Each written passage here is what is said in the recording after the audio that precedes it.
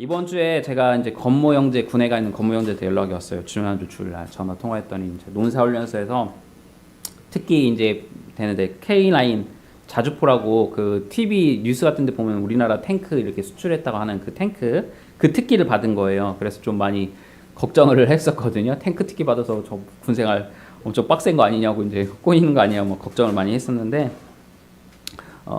그래서 기도하자. 어떻게 보면 오히려 그게 안전할 수 있다 그랬는데 금요일 날인가 어젠가 또 다시 카톡이 왔어요. 그래서 목사님 저 행정병 됐습니다. 그랬다고 하더라고요. 그래서 제가 시온이 저번 주 얘기한 것처럼 시온이 얘기를 좀 했었는데 계속 목사님 기도 많이 해주세요 그랬는데 어쨌든 행정병 됐다는데 네, 행정병도 되기 나름이에요. 군생활 하신 분들은 알겠지만 오히려 밖에 나가는 게 더 쉬울 수도 있는데 네, 골치 아프거든요. 하여튼 안전하게 군생활을 할 수 있게 됐긴 했는데 3초에 하여튼 계속 기도해 주세요. 하여튼 많은 걱정을 많이 했습니다. 어쨌든 그래서 뭐 다행이라고 했는데 물론 하여튼 어딜 가나 고참이 중요한 것 같아요. 좋은 고참 만나고 신앙생활 잘할 수 있는 곳으로 가게 해달라고 기도를 하자고 그렇게 했습니다. 우리 청년들이 참 고생이 많다라는 생각을 하게 됩니다. 2주 전에 제가 하나의 연구 한번 소개해드렸죠. PPT 한번 보시면 이 교수님 유명수 교수님이 최근에 이제 연구를 했는데 우리나라 50% 이상이 울분의 스트레스를 받고 있다라는 연구 결과를 2주 전에 한번 소개해드렸어요. 근데 그 결과에서 또 다른 내용이 하나 있어요. 어떤 내용이냐면 전 연령대 중에서 그러니까 우리나라의 50% 이상이 울분으로 스트레스를 받고 있고 그 울분의 요인이 말씀드린 것처럼 정치인 때문에 힘들다 그렇게 드렸는데 그 우리나라의 그 50% 인구가 울분의 스트레스 받는데 그 받는 사람의 연령대별로 또 조사를 한 거예요. 이해되시죠? 그래서 어느 연령대가 가장 울분이 많은가 그 또래가 어느 때인가라는 걸 보았더니 2030이라는 겁니다. 지금 2030 세대들이 이 울분에 가장 스트레스를 많이 받고 있다라는 것입니다. 여러분들도 알다시피 7포 세대 혹시 아시나요? 7포 들어보셨나요? 뭐 결혼 포기하고 자녀 포기하고 뭐 등등 7가지를 포기한다. 근데 이게 2012년도 새로 나왔던 신조어거든요. 근데 지금은 9포 세대가 됐답니다. 9포 세대. 뭐냐? 연애, 결혼, 출산, 내 집 마련, 인간관계, 꿈, 희망, 외모, 건강. 이 9가지를 포기하는 게 지금 우리 현 청년들의 모습이라는 것입니다. 참으로 안타까운 세대가 되어버렸어요. 그런데 사실 안 좋았던 시절이 과거 우리 권사님 시대, 오늘 이제 아프셔서 이제 못 나오셨지만 70, 80, 그 70대, 80대 넘으신 우리 권사님들은 정말 힘들게 사셨거든요. 먹을 것 없어서 정말 굶어 죽던 그런 시절이었거든요. 그럼에도 요 근래 청년들이 힘들다는 거에 대해서 우리가 한번 공감해주고 해야 되는 것은 맞는 것 같습니다. 그냥 청년들에게 야 너희 때는 정말 살기 좋은 거야. 나 때는 정말 힘들었어. 그렇게 말할 것이 아니라 요 근래 청년들이 힘들다는 것에 대해서 우리가 그래도 함께 이해해주고 해줘야 되지 않을까 생각됩니다. 물론 청년들이 노력도 안 하고 철도 들지 않은 행동을 할 때는 잔소리 당연히 해야 되겠죠. 그런데 아무 이유 없이 잔소리하기보다는 다음 세대가 잘 설 수 있도록 우리들이 멘토로서 역할을 해주면 어떨까 하는 생각이 됩니다. 2030이 왜 울분이 가장 많은 세대일까요? 결국은 기성세대의 그런 어떤 꼰대 문화, 어떤 그런 거에 대한 화가 나는 거겠죠? 직장 생활할 때도 힘들고 등등요. 예전에 미생이라는 드라마가 있었어요. 거기 한번 PPT 보시면 잘 아시는지 모르겠습니다. 위에 이제 친구가 신입사원, 밑에가 이제 만년 과장인데 계약직으로 회사에 들어가게 됐습니다. 신입사원이니까 얼마나 미숙하겠어요. 실수초성일 테고 많겠죠. 그런데 엘리베이터에 둘이 단둘이 타게 된 거예요. 근데 이 신입사원이 이 과장님한테 이야기합니다. 저 표정으로 모든 걸 자포자기한 그 표정으로 그냥 눈동자가 흐린 상태에서 처음부터 잘한 사람은 없잖아요. 가르쳐줄 수 있잖아요. 기회를 주시면 되잖아요. 가르쳐주지도 않으면서 뭐라고 하면 잘하는 사람이 얼마나 되겠어요. 누가 잘할 수 있겠어요. 라고 이렇게 말을 한 겁니다. 근데 화나는 목소리가 아니라 자포자기한 목소리로. 근데 그 말에 이제 이분이 지금 충격받고 딱 이렇게 보게 된 거예요. 현 시대의 청년들의 목소리를 대변하는 그런 대사가 아닐까 생각이 듭니다. 매우 인상적이었던 대사였습니다. 오늘 말씀에서도 이와 같은 환경에서 힘든 상황 가운데 놓인 한 청년의 이야기를 살피고자 하는 것입니다. 사도 바울과 바나바는 1차 선교회를 잘 마치고요. 돌아왔습니다. 그리고 오늘 말씀에서 바나바는 바울에게 제안합니다. 37절 39절 말씀이에요. 보시면 바나바는 이 제안은 선교는 계속 지속되게 했어요. 이 제안으로. 그런데 문제는 다음에서 일어난 거예요. 한번 같이 읽어볼까요? 시작. 바나바는 마가라 하는 요한도 데리고 가고자 하나 바울은 밤빌리아에서 자기들을 떠나 함께 일하러 가지 아니한 자를 데리고 가는 것이 옳지 않다 하여 서로 심히 다투어 피차 갈라서니 바나바는 마가를 데리고 배 타고 구브로로 가고. 그러니까 바나바는 지금 자기의 조카 마가를 2차 선교를 가는데 데리고 가자라고 한 겁니다. 그러자 바울은 어떻게 해요? 밤빌리아에서 있었던 일을 너 벌써 잊었냐? 우리들을 내버려치고 도망갔던 그 마가를 다시 데리고 가자고? 그러면서 말도 안 된다는 것입니다. 우리 밤빌리아에 대해 기억 다시 살펴보려고 해요. 사진 한번 보실까요? 저번에 살폈던 거예요. 그래서 여기가 밤빌리아예요. 여기가 이스라엘입니다. 그래서 처음에 배 타고 갔다가 이렇게 간 거예요. 그래서 다음 사진 한번 보시면 어떻게 된 거죠? 딱 밤빌리아에 도착하고 보니까 이렇게 절벽이 있었던 겁니다. 이 지도가 좀 잘 보이시지 않는데 여기가 지금 산맥이잖아요. 그러니까 여기 산맥을 넘어야지만 복음을 전할 수 있는 도시로 가게 되는 거예요. 높은 절벽을 딱 보고 있을 때 마가가 두려웠던 겁니다. 왜? 저기 절벽을 기어서 올라가서 넘어가야 되는데 오르다가 떨어지면 죽잖아요. 겁이 난 겁니다. 해변가에 도착한 마가는 이 절벽을 보고 너무나 겁이 났는지 모르겠어요. 그래서 38절에 여기서 떠나다라는 단어가 나오는데 헬라어로 단순히 이탈하다라는 게 아니라요. 배반하다라는 뜻을 갖고 있어요. 원어상 보면. 단절, 관계를 단절하다라는 강한 의미를 갖고 있어요. 다른 번역서에는 배교행위를 할 때 쓰는 단어로 이 단어를 사용하고 있어요. 무슨 말입니까? 그러니까 지금 마가의 심정이 얼마나 힘들었는지를 알 수 있어요. 심지어 또 이 밤빌리아는 해적대가 많대요. 해적대가 많은 지역으로 유명하다는 거예요. 그러니까 마가는 도저히 같이 이걸 못 가겠던 거예요. 선교를. 삼촌 바나바와 바울을 배교할 마음을 가지고 도저히 자신은 가서 복음을 전할 수 없다. 삼촌과의 연을 끊을 정도로 단호하게 돌아갈 것을 지금 이야기하고 있는 것입니다. 신학자들은 바울이 신앙의 권면을 했다고 해요. 마가야, 그래도 가자. 하나님 믿고 가자. 믿음으로 가자라고 이야기했다는 거예요. 그러자 마가는 그러니까 믿음을 내가 포기할 정도로 배교했다고 했잖아요. 그러니까 내가 다시는 선교 가지 않겠습니다. 도중하게 하겠습니다가 아니라 내가 교회를 이제는 안 가겠다. 그럴 정도로 교회를 안 나갈 정도로 지금 선교를 포기하겠다는 그 각오로 지금 마가는 바울의 권면을 뿌리쳤다는 말입니다. 이런 마가의 행동에 대해서 바울이 얼마나 화가 났을까 생각하면 이해도 됩니다. 그럼에도 불구하고 바나바는 마가를 어떻게 해요? 다시 데리고 가자. 다시 데리고 가자. 바울에게 오늘 어떻게 해요? 권면하고 있는 것입니다. 그러나 바울 역시 아직은 이제 예수 믿은 지 얼마 안 되었고 성화가 덜 되었는지 화가 많고 분노가 많았던 것 같아요. 그래서 옛날에 우리 베드로 막 정말 화를 잘 내고 열정적이었던 그 베드로 사도를 배우는 것처럼 바울 역시도 아직까지는 그 분을 삭히지 못한 것 같습니다. 그리고 결국은 아이들 싸움이 무슨 싸움이 되죠? 어른 싸움이 된다고 바울과 마가의 관계가 아니라 이제는 바울과 바나바의 관계가 다투는 사이가 되었습니다. 단순한 말싸움이 아니라 마음의 깊은 곳에서 우러나는 그와 같은 싸움이 됐는데 우리 말씀 아까 잠깐 보여주시면 39절에 보시면 39절 다투다라는 단어가 나오잖아요.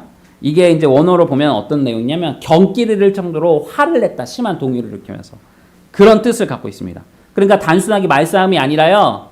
마음의 깊숙한 곳에서 올라오는 감정을 갖고 서로 발작을 일으킬 정도로 그렇게 정도로 싸웠다라는 것입니다. 그렇게 생사를 함께 했던 바울과 바나바가 어떻게 이렇게까지 싸울 수 있었을까? 도저히 믿겨지지 않습니다. 우리 바나바의 모습 한번 찾아볼까요? 우리 사도행전 9장 26, 20 말씀. 자, 읽어볼까요? 같이 읽겠습니다. 26절 시작. 사울이 예루살렘에 가서 제자들을 사귀고 그가 제자됨을 믿지 아니하니 바나바가 데리고 사도들에게 가서 그가 길에서 어떻게 주를 보았는지와 주께서 그에게 말씀하신 일과 다메섹에서 그가 어떻게 예수의 이름으로 담대히 말하는지를 전하니라. 사울의 제자들과 함께 있어 예루살렘에 출입하며. 바울이 과거에 어떤 사람이었어요? 예수 믿는 사람들 잡아다가 죽이고 감옥에 가두고 그러던 사람이었습니다. 정말 안티크리스찬이었어요. 철저한 유대교자였습니다. 그런데 그가 극적으로 어떻게 해요? 예수님을 믿게 되죠. 그리고 회심하였습니다. 그러나 여전히 교회는 사도 바울이 거짓말로 저 사람 위장해서 예수 믿은 거라고 거짓말하는 거야. 교회 안에 들어와서 정보 다 성도들 정보 다 빼내가고 결국은 회심한 거 거짓말해서 우리들 언젠가 잡아다 죽일 거야. 교회는 그렇게 생각했습니다. 그러할 때 누가 나타나요? 바나바가 나타나서 아니야 이 바울 정말 회심했어. 그렇게 이야기한 겁니다. 그리고 사도들에게 바울을 데리고 가서 내가 보증을 할 테니까 바울이 이제는 과거의 바울이 아니라 교회를 위해서 정말로 헌신된 사람이라면서 증언을 해줍니다. 사실 이 사건이 없었다면 바울은 외톨이가 되었을 것입니다. 교회 안으로 들어오지 못했을 것이에요. 여러분들도 잘 알고 있는 것처럼 신천지나 많은데 이단을 빠졌다가 그분들이 다시 회심하고 교회 안에 들어올 때 이게 힘든 거예요. 왜? 교회 안에서는 저 사람이 거짓말로 회심한 거 아니야? 신천지 여전히 신천지인데 와서 우리 교회 사람들 빼내려고 들어온 거 아니야? 그 내용 때문에 이 신천지에서 회심한 사람들이 기존 교회에 들어가기가 쉽지 않다는 거예요.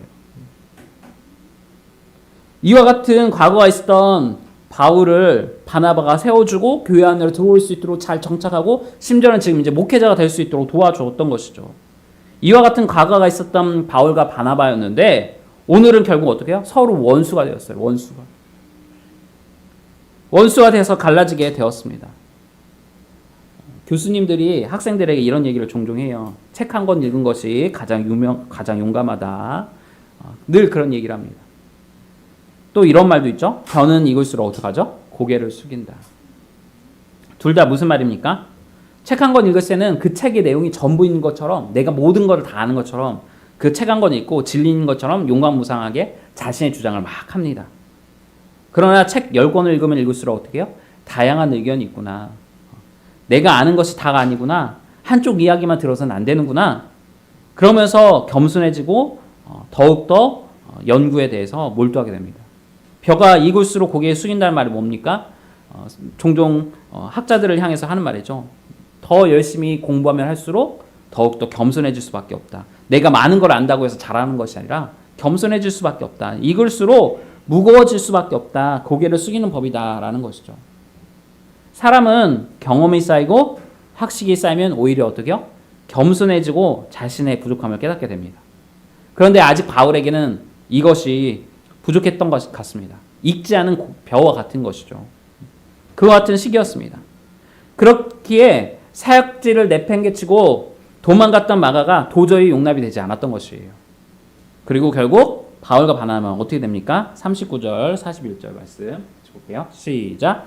서로 심히 다투어 피차 갈라서니 바나바는 마가를 데리고 배 타고 구브로로 가고 바울은 실라를 택한 후에 형제들에게 주의 은혜에 부탁함을 받고 떠나 리아와 길리갈리아로 다니며 교회들을 경고하게 하니라. 아멘. 자, 바나바는 이제 지도에서 한번 잠깐 보시면 어떻게 된 거냐? 결국은 이렇게 싸우고 헤어졌어요. 그래서 바나바는 마가를 데리고 예전에 갔던 구브로섬, 이 바보라는 곳, 이 구브로섬을 다시 갔고요. 사도 바울은 이제 위쪽, 여기 안디아로 해서 이렇게 육지로 이렇게 가게 된 겁니다. 그러니까 바울은 배 타지 않고 위로 올라가고, 바나바는 마가 데리고 배 타고 다시 구브로 섬으로 가게 된 것입니다. 바울은 또 실라라는 한 청년을 다시 새롭게 택해서 가게 됩니다. 저는 이 오늘 말씀을 예전에 묵상하면서 그 이후로 바울과 바나바, 바울과 마가는 어떻게 됐을까? 정말 이제는 영영 원수가 돼서 서로 얘기도 안 하고 그렇게 그냥 계속 지냈을까? 늘 궁금해 했었습니다. 철천지 원수처럼 계속 바나바와 마가를 보지 않았을까? 아니면 어떻게 됐을까? 그런데 성경은 역시 오늘 사도행전에는 이후로 바나바와 바울이 다시 만났다, 마가가 만났다는 이야기가 없어요. 그런데 다른 성경책을 보면 이렇게 표현되어 있습니다. 한번 보실게요. 글씨가 작아갖고 잘 안 보실 텐데 제가 한번 읽어드릴게요. 골로새서 4장 10절, 한참 지난 이후입니다. 나와 함께 갇힌 아리사고와 바나바의 생질 마가와 라고 표현하면서 너희가 명을 받았으므로 그가 이르거든 영접하라 라고 했어요. 무슨 말이냐? 바울이 마가를 추천해요. 다른 교회. 선교에 같이 갈 수 없어. 마가는 재질이 안 돼. 얘는 구제불능이야. 얘는 안 돼. 라고 했던 바울이 어떻게 해요? 이제는 다른 교회 추천해요. 마가 같은 이런 사역자 없다. 이와 같은 전도사님 없어요. 그러면서 그의 방문을 환영하고 합니다. 빌레몬서 24절은 또한 나의 동역자 마가를 뭘로 어떻게 표현해요? 동역자로 인정합니다. 동역자로. 디모데후서 4장 11절 누구든지 나와 함께 있지 아니하니라 마가를 데리고 오라 저가 나의 일에 유익하니라. 바울이 죽음을 앞둔 그 상황에서 60이 훨씬 넘은 그 상황에서 마가가 너무 보고 싶은 거예요. 마가가. 그리고 마가는 나에게 유익이 되는 사람이다 라고 이야기하면서 평가를 하고 있습니다.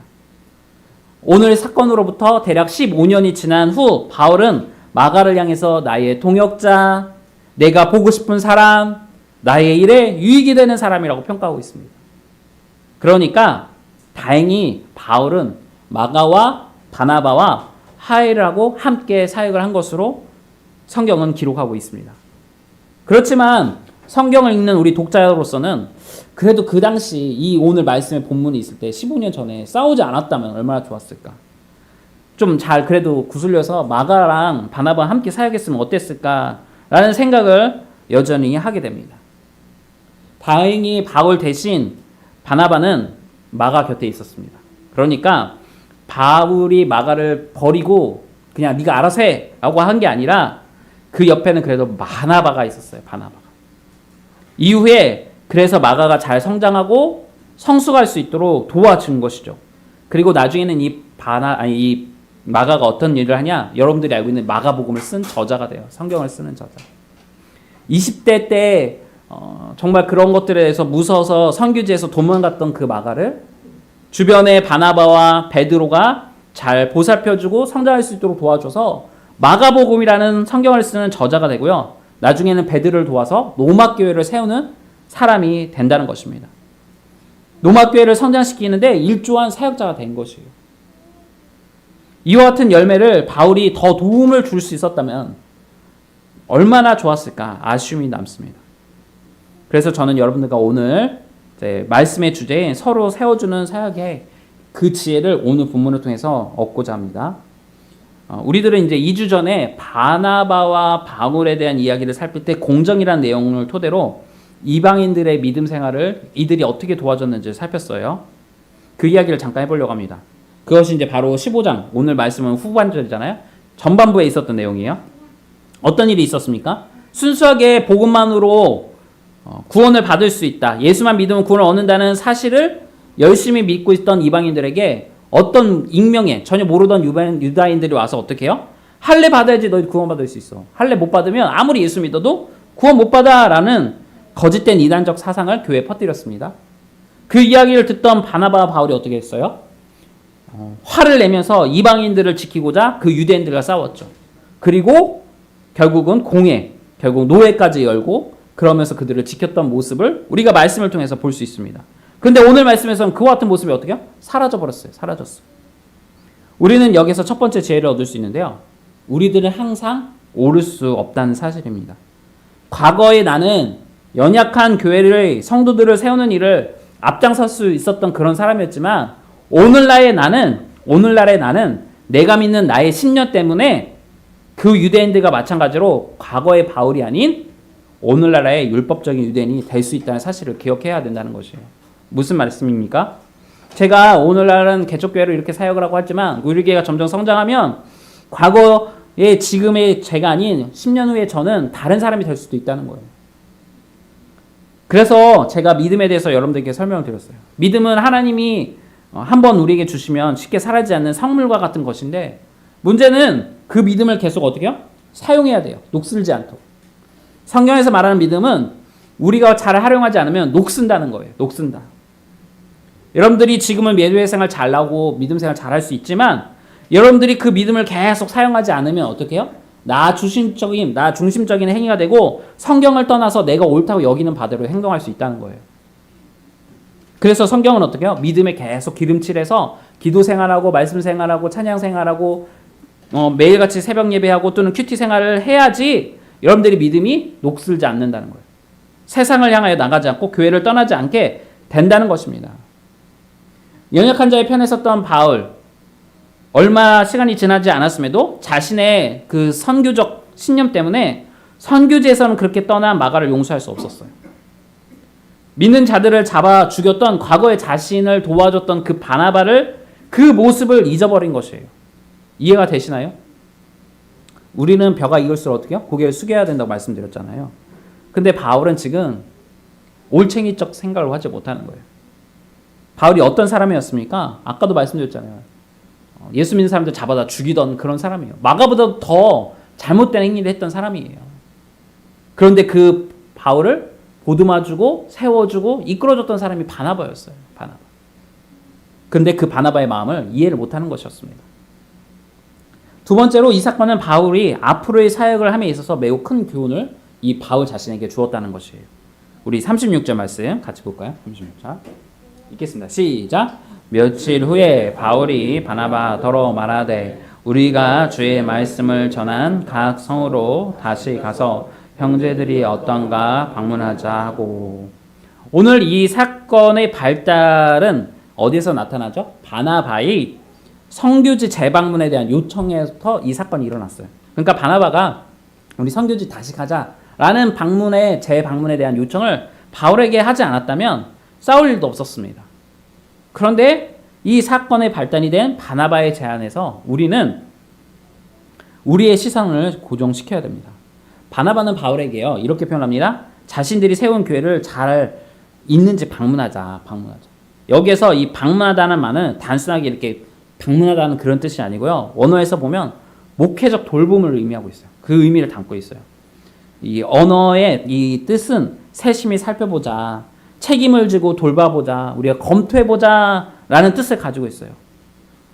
목회적 돌봄을 우리는 이제 목양이라고 줄여서 할 수 있는데요. PPT 한번 보시겠어요? 자, 이런 뜻이에요. 목양. 양자가 무슨 양자죠? 양자. 네, 제가 양띠예요. 그래서 잊을 수 없는 한자. 네, 양띠인데 양입니다. 목양이 뭡니까? 양떼를 치다, 돌보다라는 것입니다.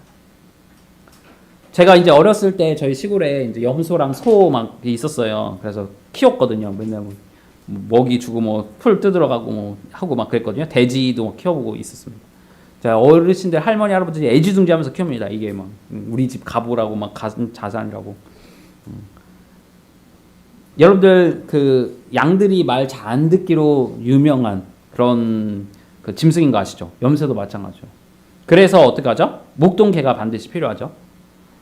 심지어는 못된 양이나 염소는 주인에게 들이받아요. 그래서 제가 예전에 어렸을 때 그 형하고 사촌 형하고 이제 염소 이제 풀 먹이러 갔을 때 너 조심해라, 잘 들이받는다, 주변 가지 마라 막 맨날 그랬거든요. 뒤쪽 가지 마라. 소 특별히 뒤쪽 아시죠? 뒤로 가면 안 되거든요. 말도 그렇고. 그 얘기를 하게 되었습니다. 저도 목회를 하다 보니까 오랜 동안 10몇 년 동안 이제 하다 보니까 별의별 성도들의 경험을 정말 많이 했습니다. 새벽 막 1시, 2시에 카톡 보내고 문자 보내고 전화하고 힘들게 하는 성도도 있었고요. 욕하는 성도들, 목회자인 저에게까지 사기를 치는 성도들, 뭐 말로 못합니다. 예의 없게 행동하는 성도들은 정말 많았고요. 근데 어떻게 하겠습니까? 받아줘야 되는 거예요. 용서하고 받아주는 것입니다. 그것이 목양입니다. 왜요? 왜 제가 그렇게 해야죠? 저도 실수한 적이 많으니까. 제가 전도사 초년생 때 마가처럼 어린 나이에 20대 때 사역 시작할 때 집사님, 권사님들이 저를 품어 주셨던 그 기억들이 있어요. 아차 싶을 때가 많았습니다. 올챙이적 시간이 있었다는 것이죠. 부족한 종을 세워서 자신의 양떼를 맡기신 예수님, 그 십자가에 나를 위해서 죽으신 그 예수님이 길이 참으사 저를 계속 세워주시고 양떼를 저희들에게, 여러분들을 저에게 맡겨주시는 그 은혜를 제가 생각하지 않으면 이 사역을 할 수 없는 것이죠. 그 마음을 갖고 주님께서 저를 참듯이 저를 향해서 그렇게 힘들게 하는 성도들을 참는 것이죠. 물론 제가 이제 주님처럼까지 참질 못하죠. 저도 화를 낼 때는 있지만 그럼에도 불구하고 또 다시 참고 그러는 것이죠. 받은 대로 거저주는 것. 그게 목회인 것이죠. 자신들, 여러분들 자식들 있잖아요. 얼마나 여러분들을 속상하게 했습니까? 그렇다고 해서 여러분들이 자식들과 절교합니까? 너는 이제 내 자식 아니야. 그렇게 합니까? 아니잖아요. 부모로서 책임을 지고 속을 썩여도 어떻게 해요? 돌보는 것이 부모이죠. 이것을 무엇이라고 한다고요? 목양. 목양이라고 한다고요. 지금 바나바는 바울에게 돌보는 것, 부모로서 우리가 세웠던 그 교회에 가서 그와 같은 심정으로 목양을 하자고 제안을 한 것입니다. 그런데 가기도 전에 바울이 누굴 품지 못한 거예요? 마가를 품지 못한 거예요. 마가를. 그런 바울의 자신을 바울은 기억을 했겠죠. 지금 이제 바울이 다시 선교를 가야 되는, 이제는 바나바가 아니라 자기가 단독적으로 선교를 가야 되는 그 시점에서 이 사건을 통해서 바울은 나중에 많은 후회를 했을 것입니다. 섬뜩했을 거예요. 아, 내가 좀 참아줄 걸. 그래도 내가 좀 더 바나바가 나를 도와줬던 것처럼 마가를 품어줄 걸. 왜 그렇게 하지 못했을까? 반성을 했을 것입니다. 그리고 그 반성은 그에게 목회에 도움이 됐겠죠. 우리 로마서 12장 14절에서 18절 말씀 같이 읽겠습니다. 시작. 너희를 박해한 자를 축복하라. 축복하고 저주하지 말라. 즐거워하는 자들과 함께 즐거워하고 우는 자들과 함께 울라. 서로의 마음을 같이하며 높은 데 마음을 두지 말고 낮은 데 처하며 스스로 지혜 있는 채 하지 말라. 아무에게도 악을 악으로 갚지 말고 모든 사람 앞에서 선한 일을 도모하라. 할 수 있거든 너희로서는 모든 사람과 더불어 화목하라. 아멘. 동고동락하고 벼는 익을수록 고개를 숙인다. 지혜로운 척하지 말라. 할 수 있거든 싸우지 말고 모든 사람과 화목해라. 자신의 경험에서 우러나오는 사도 바울의 고백이에요. 권면이에요. 여러분 아까 제가 말씀드렸죠. 마가가 사역했던 교회가 어디라고요? 로마 교회예요. 지금 이 편지는 로마서예요. 로마 교회에 보내는 사도 바울의 편지예요. 바울이 얼마나 어떻게 성숙했는지 이 본문을 통해서 우리는 알 수 있는 것이죠. 과거에는 화를 내고 참지 못하고 했지만 나를 박해하는 자를 축복해라. 즐거워하는 자들과 함께 즐거워하고 힘들어하는 자들과 함께 울어라. 마음을 같이 하고 높은 데 마음 두지 마라. 지혜 있는 척하지 마. 겸손해야 된다. 겸손해야 된다. 악으로 갚지 말고 모든 선한 일을 도모하고 할 수 있으면 할 수 있다면 모든 사람과 더불어 화목해라. 우리들도 이렇게 했으면 좋겠습니다. 지금도 우리 성도님들 잘하고 계신데요. 앞으로도 이렇게 서로를 세워주고 계속 잘했으면 좋겠습니다. 이제 말씀 한번 정리해 볼까 해요. 이번 주 큰일이 있었습니다. 아시는 것처럼 저 유튜브 교회 채널 안 돼갖고 애를 먹고 여러 가지 일이 있었지만 오늘 이제 제가 이야기하려는 이야기는 그 이야기보다는요 다른 이야기예요. PPT 한번 보시겠어요? 손흥민 선수 얘기 잠깐 할까요? 여러분들 토트넘에서 이제 유로파, 그러니까 유럽에 많은 축구 클럽들이 있거든요. 팀들이 그 팀들이 예선전을 해서 이제 결승을 해서 이제 승자를 가리키는 건데 결국 이제 손흥민이 있었던 그 토트넘이라는 축구팀이 최종 승자가 되었습니다.